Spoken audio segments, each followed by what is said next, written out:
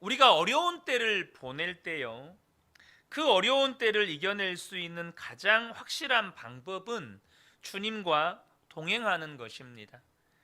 주님과 동행하며 살아갈 때 우리에게 일어나는 뚜렷한 변화가 있는데요, 그것은 나 자신이 신실한 사람이 된다는 것입니다. 이 신실한 사람이 된다는 말은 겉과 속이 다르지 않다는 말입니다. 예수님을 바라보고 예수님과 동행하는 사람이 어떻게 겉과 속이 다를 수 있겠습니까?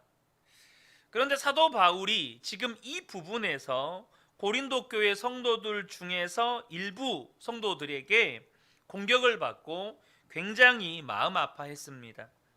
이 고린도 교회 안에는 지난번에도 말씀드렸지만 사도 바울을 굉장히 싫어하고 비방하고 폄하하는 거짓 교사들, 이 율법주의자들이 있었습니다.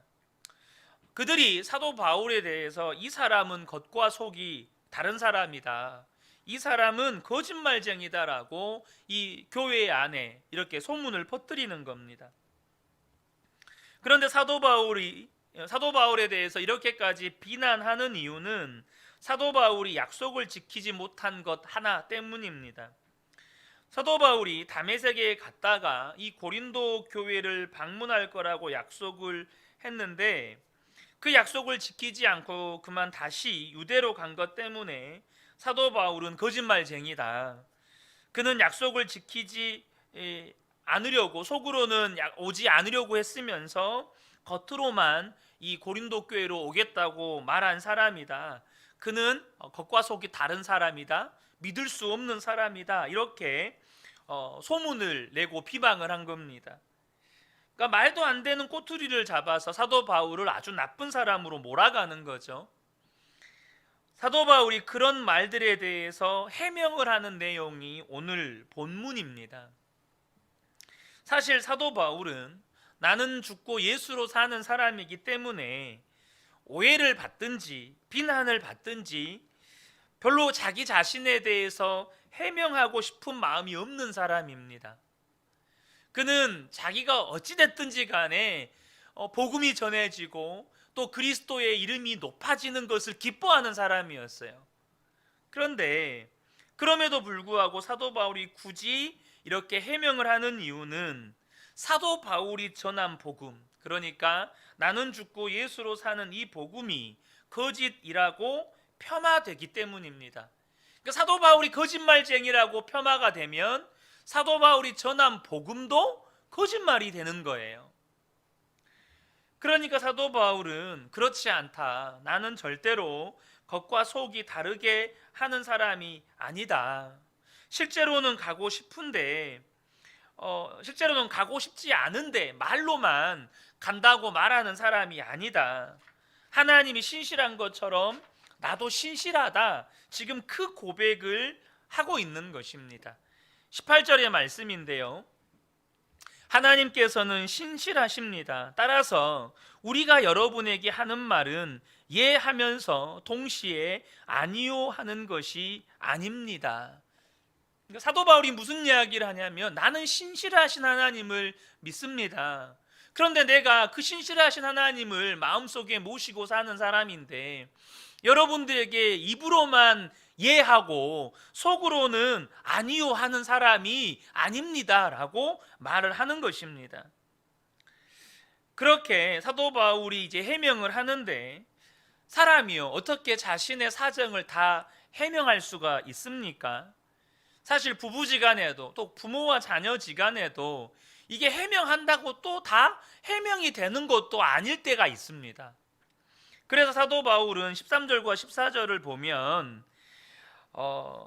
자신이 이해할 수 있는 내용으로만 설명하겠다고 이야기를 합니다.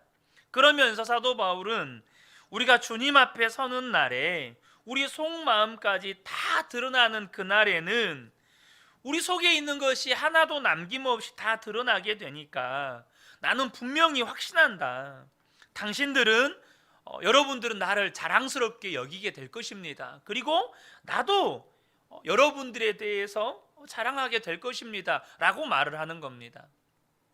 13절 14절을 보겠습니다. 우리는 지금 여러분이 읽고 있는 이해할 수 있는 것만을 써서 보냅니다. 나는 여러분이 그것을 완전히 이해하기 바랍니다. 그러니까 이해할 수 있는 것만 그냥 설명해서 보내는 겁니다.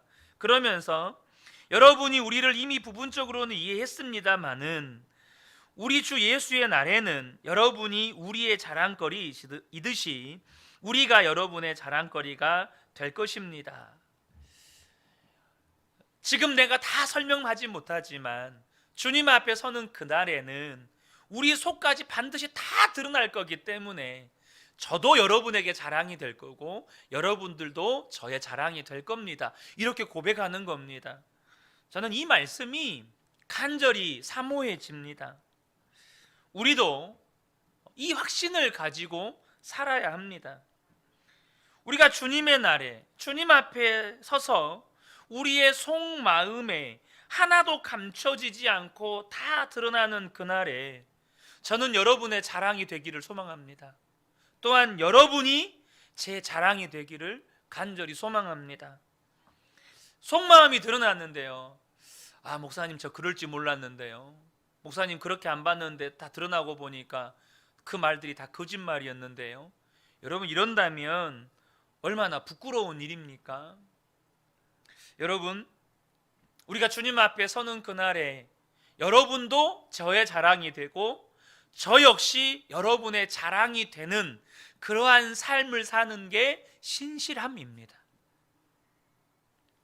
하나님이 신실하시기 때문에 우리도 신실해야 된다는 것을 누구보다도 먼저 예수님께서 친히 모범을 보여주셨습니다. 19절을 보면요, 나와 실로아노와 디모데가 여러분에게 선포한 하나님의 아들 예수 그리스도께서는 예도 되셨다가 동시에 아니오도 되신 분이 아니었습니다. 그리스도 안에는 예만 있을 뿐입니다. 그러니까 예수님이 예 동시에 아니요 이렇게 하시는 분이 아니었다는 거예요. 예수님은 인간의 몸을 입으실 때도 하나님의 뜻대로 아멘 하셨고 십자가에 달려 죽으실 때도 하나님의 뜻대로 아멘 하셨습니다. 그러니까 예수님께는 아니오가 없었어요. 하나님의 뜻에 완전히 순종하는, 겉과 속이 다르지 않는 분이었기 때문에 하나님의 약속이 예수님 안에서 완전히 이루어진 것입니다. 20절을 보겠습니다. 하나님의 모든 약속은 그리스도 안에서 예가 됩니다. 그러므로 그리스도로 말미암아 우리는 아멘하면서 하나님께 영광을 돌리는 것입니다. 하나님의 약속은 우리에게 반드시 이루어지고 그리고 저와 여러분은 이미 하나님의 것입니다. 그 보증으로 하나님께서 우리 안에 성령을 보내주셨습니다. 그러므로 저와 여러분 안에 성령님이 계시다면 우리는 하나님의 약속이 반드시 이루어진 사람이고 또 우리는 하나님의 자녀라는 확실한 보증이 되는 것입니다.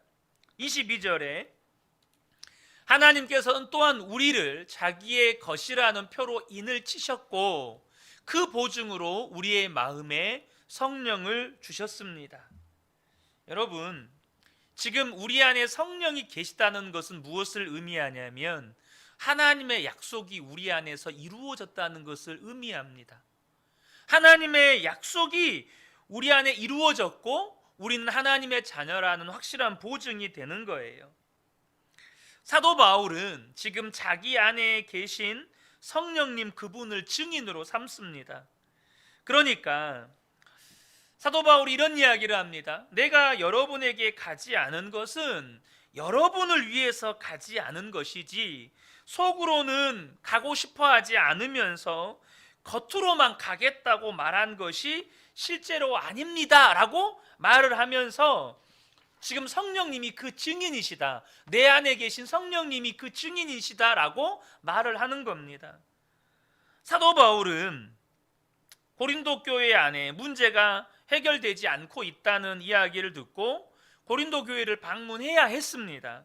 그런데 그래서 이 마게도냐로 가는 길에 고린도에 들어가게 되는데 그때 사도 바울을 대적하는 무리들이 고린도 교회 안에 강한 세력을 형성하고 있었습니다.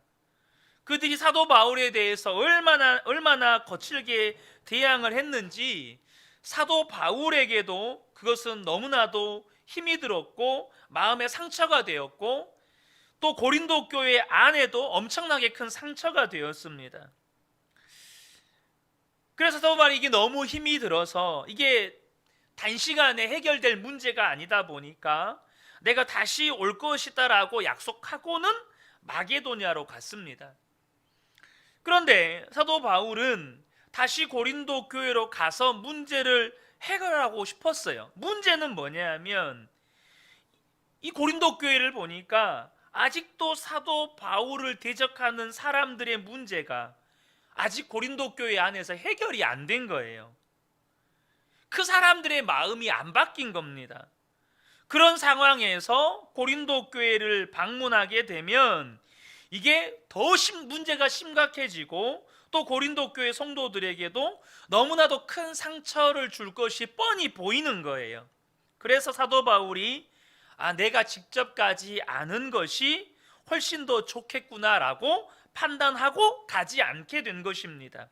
그래서 고린도후서 2장 1절을 보면 여러분에게 또다시 아픔을 주지 않아야 하겠기에 나는 여러분에게로 가지 않기로 결심하였습니다.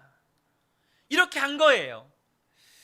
그런데 여러분, 잘못된 것은 고쳐야 하겠고 복음과 올바른 진리는 가르쳐야 하겠기에 사도 바울이 편지를 쓰기로 했습니다. 그래서 사도 바울이 반드시 바로 잡아줘야 될 사람들의 잘못에 대해서 아주 엄한 책망의 말을 그 편지에 쓴 겁니다. 그러나 직접 가지 않았던 이유는 만약 얼굴을 직접 대면해서 그들을 가르치게 되면 사도 바울이 이 사도라는 권위를 가지고 고린도 교회 성도들의 믿음을 억압하는 것처럼 보였기 때문에 그냥 편지로만 보내기로 한 것입니다. 그러면서 사도 바울은 믿는 것이 있었습니다. 그건 뭐냐면 고린도 교회 안에도 성령께서 역사하고 계시기 때문에 고린도 교회 성도들이 반드시 올바른 믿음으로 바로 서게 될 거다. 그리고 지금은 사도 바울의 마음에 아픔을 주고 있는 사람들이지만 그들도 변화되어서 그들이 나의 기쁨이 되고 나도 그들의 기쁨이 될 것이다. 이런 확신이 사도 바울 안에 있었다는 겁니다. 그래서 그렇게 편지를 써서 보낸 것이에요. 3절을 보겠습니다.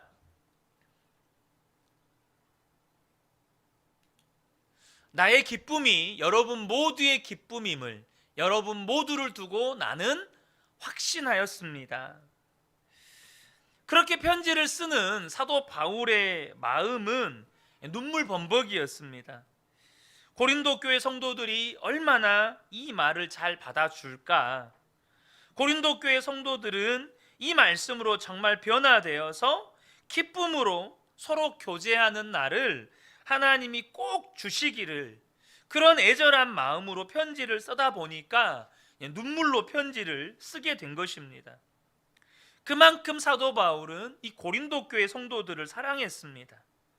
고린도 교회 성도들 가운데 일부는 사도 바울을 정말 말할 수 없이 비방하고 폄하하고 또 그를 정말로 마음 아프게 했지만 고린도 교회 성도들을 향한 사도 바울의 마음은 사랑이었습니다.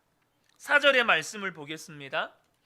나는 몹시 괴로워하여 걱정하는 마음으로 많은 눈물을 흘리면서 여러분에게 그 편지를 썼습니다.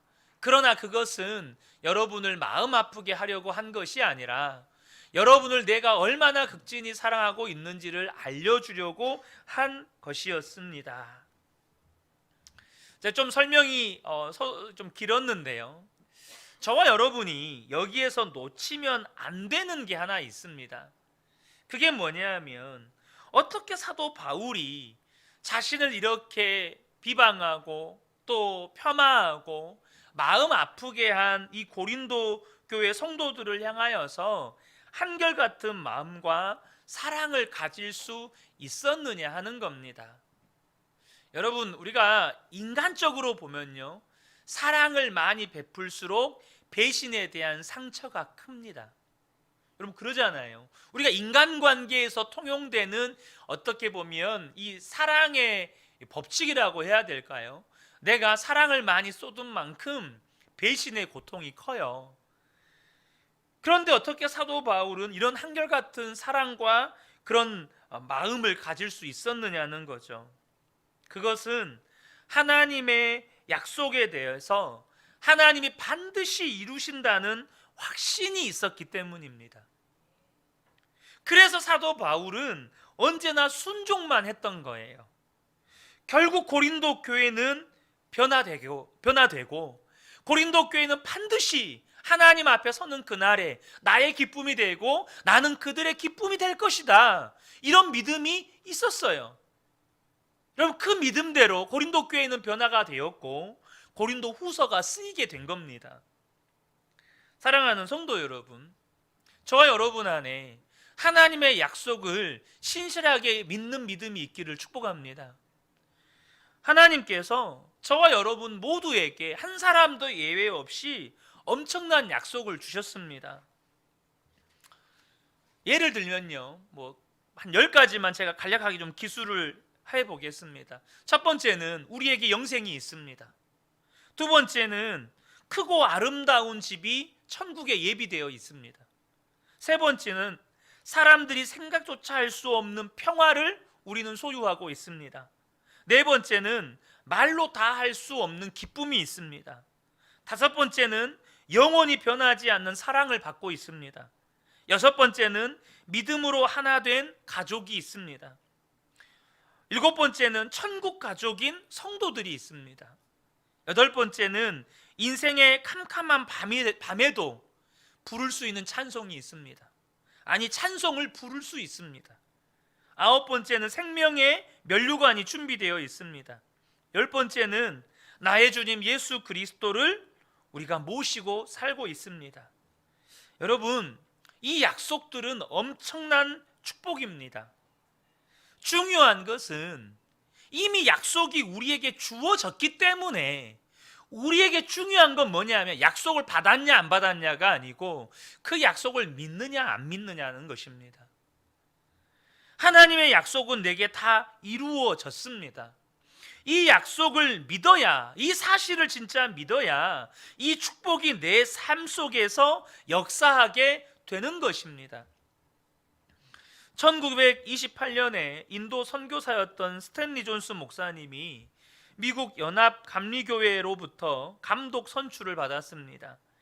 감리교 목사로서는 최고위직에 올라가는 것입니다. 그런데 하루가 지난 뒤에 스탠리 존스 목사님이 그 감독직을 사양하고 다시 선교지 인도로 돌아가는 유명한 사건이 있었습니다. 그만큼 감독직 직책보다 선교지 사명이 귀하다고 여겼던 것이죠. 스탠리 존스 선교사님이 69세 때 미국의 어느 수양관에서 모임을 이끌어가는 중에 숙소에서 그만 뇌출혈로 쓰러지셨습니다. 그리고 온몸에 마비가 왔습니다. 그가 병원에 실려가 입원했을 때 간호사에게 부탁을 했습니다. 아침에 나를 깨우러 올 때 굿모닝이라고 인사하지 말고 이렇게 해주세요. 나사렛 예수 그리스도의 이름으로 명하노니 일어나 걸으라. 꼭 그렇게 해주세요. 여러분, 예수도 안 믿는 그 간호사가 얼마나 당황스러웠겠습니까? 그런데 그 간호사는 정말 매일 그렇게 이 선교사님을 깨워주었습니다. 스탠리 존스 선교사님은 하나님의 약속은 나에게 다 이루어진다. 하나님은 언제나 아멘이시지 아니오가 없으시다. 그러므로 오늘 본문 20절의 말씀처럼 그러므로 그리스도로 말미암아 우리는 아멘하면서 하나님께 영광을 돌리는 것입니다. 자기도 그렇게 해야 된다고 깨달은 거예요. 그래서 이 간호사가 이 아침마다 이 병실에 들어와서 스탠리 존스 선교사님에게 나사렛 예수 그리스도의 이름으로 명하노니 일어나 걸으라 하면 아멘 그렇게 했다는 것입니다. 그리고 실제로 스탠리 존스 선교사님은 그 자리에서 일어났습니다. 다시 인도로 가서 20년을 더 사역하다가 89세에 하나님의 부름을 받고 인도에 묻혔습니다. 그때 그가 하나님의 예스라는 책을 쓰셨습니다. 이 책을 사려고 봤더니 품절이 됐더라고요. 우리도 그렇게 해야 합니다. 여러분, 하나님은 신실하십니다. 하나님의 약속은 너무나도 놀랍습니다. 하나님은 한번 약속하신 것을 절대 어기시는 하나님이 아니십니다. 그 사실을 사도 바울이 정말로 믿었기 때문에 무슨 일을 하든지 하나님 앞에서 아멘으로 갔지, 마음으로는 아니요 하면서 입으로만 아멘 했던 적이 없었던 것입니다. 사랑하는 성도 여러분, 이 엄청난 축복이 사도 바울에게만 주어진 것입니까? 저와 여러분에게도 이 엄청난 축복이 주어졌습니다. 이 놀라운 하나님의 약속은 반드시 이루어진다는 이 축복의 약속을 우리가 받았다는 것을 믿는다면 우리의 삶도 아멘 신앙이 되어야 합니다. 사도 바울이 12절에 고린도 교회 성도들을 대할 때 자신의 태도를 말합니다. 특히 여러분을 상대로 처신할 때에 하나님께서 주신 순박함과 진실함으로 행하고 세상의 지혜로 행하지 아니하고 하나님의 은혜로 행하였다는 사실입니다. 그것이 자신의 진심이고 또 자신의 양심이 증언한다고 말합니다. 여러분, 고린도 교회가 문제가 많았죠. 자신이 개척한 교회인데 그 고린도 교회를 볼 때마다 얼마나 속이 쓰리고 마음이 아팠겠습니까? 얼마나 속이 뒤집어졌겠습니까? 제가 아는 교회는 그 목사님이 개척해서 정말 성도님들이 거의 100명 가까이 부흥할 정도로 이제 세워져 가는 교회였습니다. 한 10년 정도 됐는데요. 그 교회가 몇 달 만에 완전히 뿔뿔이 흩어져 쪼개져 버렸습니다. 그것을 바라보시는 목사님의 마음이 얼마나 쓰리겠어요. 10년 동안 눈물을 쏟았고 10년 동안 피땀을 쏟은 교회인데, 여러분, 그 고린도 교회 안에서 그냥 막무가내로 사도 바울과 싸우려고 하는 그런 사람들을 대하는 일은 너무너무 어려운 일입니다. 그런데도 사도 바울이 한결같이 고린도 교회를 사랑으로 대했던 것은 다른 게 아닙니다. 하나님의 약속에 대한 믿음 때문이었습니다. 하나님은 언제나 나에게 진실하셨다. 언제나 나에게 역사하셨다. 언제나 하나님의 약속을 지키셨다. 그러니까 이 고린도 교회 안에서도 하나님은 반드시 그 약속을 지키실 것이다. 그래서 좌절하지 않고 믿음으로 나아갈 수 있었던 것입니다.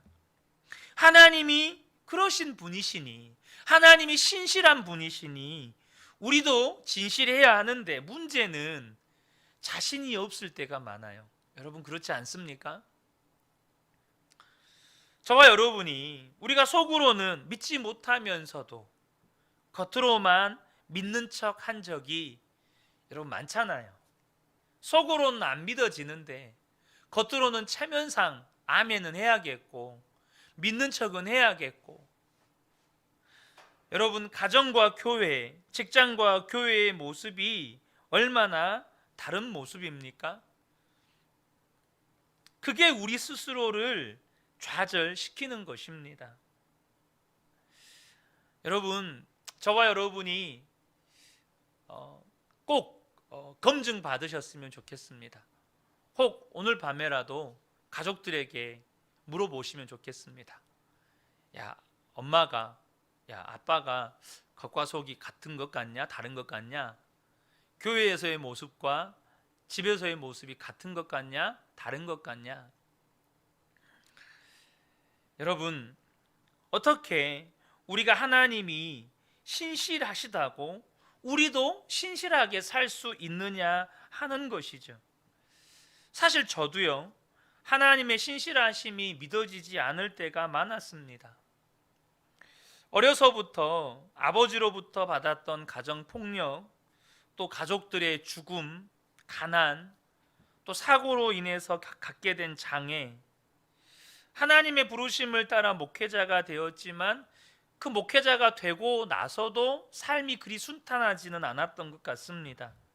첫 아이의 유산과 두 아이의 잦은 질병과 수술들.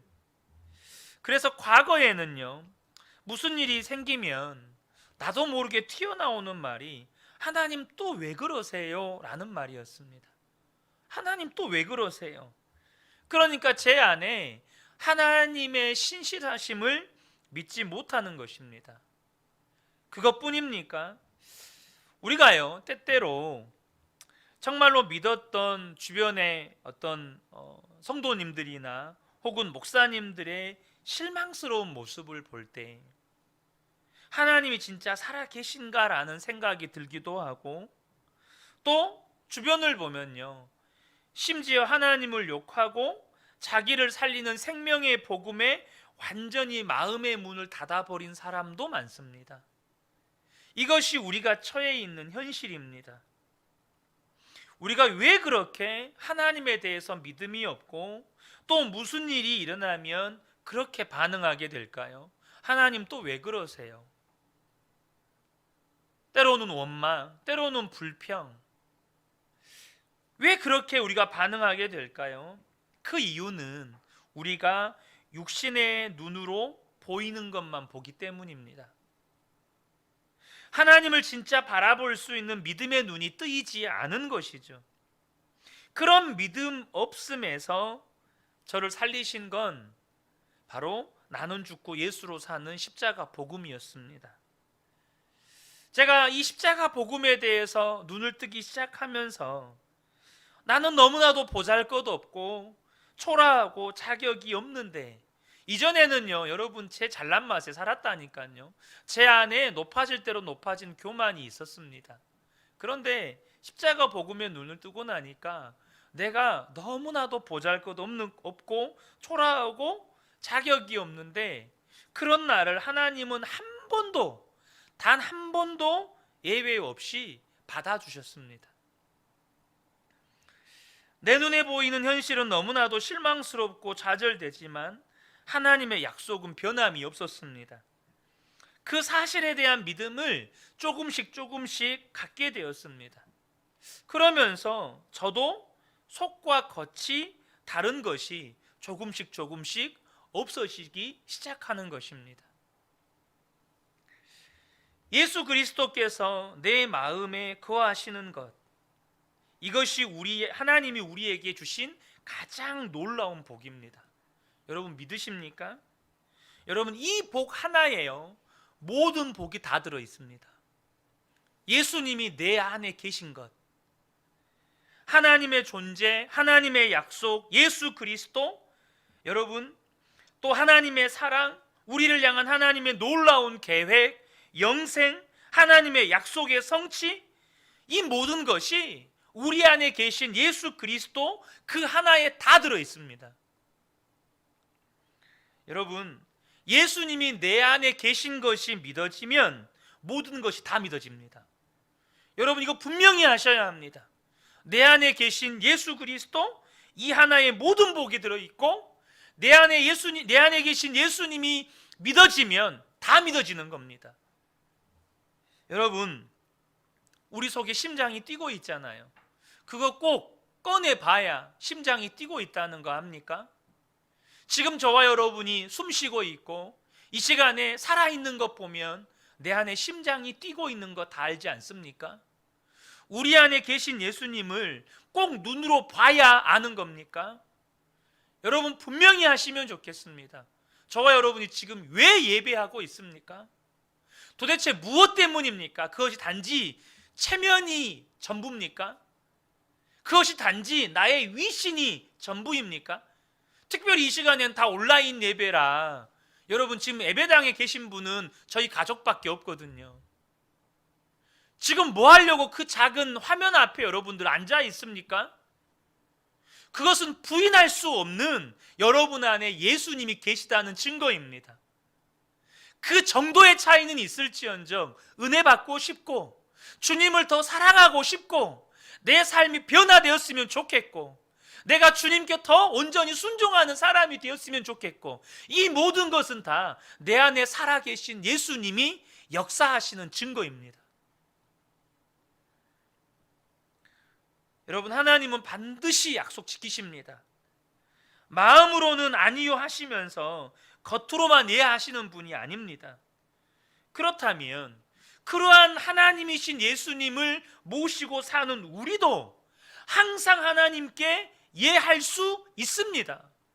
우리 안에 생명이신 예수님이 예하면서 아니요 하시는 분이 아니기 때문에 우리도 또한 언제나 하나님께 예할 수 있는 겁니다. 고린도후서 1장 20절에 하나님의 모든 약속은 그리스도 안에서 예가 됩니다. 여러분, 아멘이시죠? 우리가 예수님을 바라보고 살자 항상 예수님 안에서 거하자는 이유입니다. 예수님을 바라보면 여러분, 아멘 신앙이 됩니다. 하나님의 약속, 하나님의 인도하심을 믿게 돼요. 제가 예전에도 말씀을 드렸지만 저희 시찰내에 같은 시찰내 목사님 한 분이 계시는데요, 이 목사님은 다른 목사님들 설교를 들을 때요, 그냥 아멘을 한 번만 하는 게 아니라 아멘 아멘 이렇게 하시는 분이에요. 작은 목소리로 하시지도 않아요. 굉장히 큰 목소리로 우리 시찰 모임할 때도 아멘 아멘 외치시는 분이세요. 굉장히 도전이 됩니다. 여러분, 저와 여러분이요, 예수님을 바라볼 때 우리의 신앙이 아멘 신앙이 돼버리면, 어떤 하나님의 말씀에도 아멘이 돼버리면 때로는 가족에게 실망하고 현실에서 낙심하고 또 나에게 절망하는 일이 생겨도 반드시 다시 일어나게 됩니다. 반드시 일어날 수밖에 없어요. 세상은 다 안 된다고 하는데 예수님은 된다고 하세요. 나는 끝인데 예수님은 다시 시작하라고 하십니다. 세상 모든 사람은 다 노라고 하는데 예수님은 예스라고 하십니다. 주님을 바라보면 우리의 믿음이 완전히 달라지는 거예요. 사랑하는 성도 여러분, 예수 그리스도 안에서 하나님의 약속에 대해서 크게 아멘 하시면서 사시기를 축복합니다. 어떤 하나님의 말씀에도 아멘이 돼버리는 거예요. 그러면 저와 여러분의 삶에 이전과 비교할 수 없는 하나님의 역사는 나타나기 시작합니다. 여러분 스스로가 하나님이 역사하셨다고, 하나님이 일하셨다고 외치게 되는 것입니다. 사랑하는 성도 여러분, 이제부터 우리의 신앙은 아멘 신앙입니다. 우리 안에 계신 예수님이 언제나 하나님의 말씀에 아멘이신 분이시기 때문에 우리의 신앙도 이제는 언제나 하나님 앞에서 아멘인 것입니다. 이 은혜가 우리 모든 성도님들에게 충만하게 임하시기를 예수님의 이름으로 축복합니다. 아멘.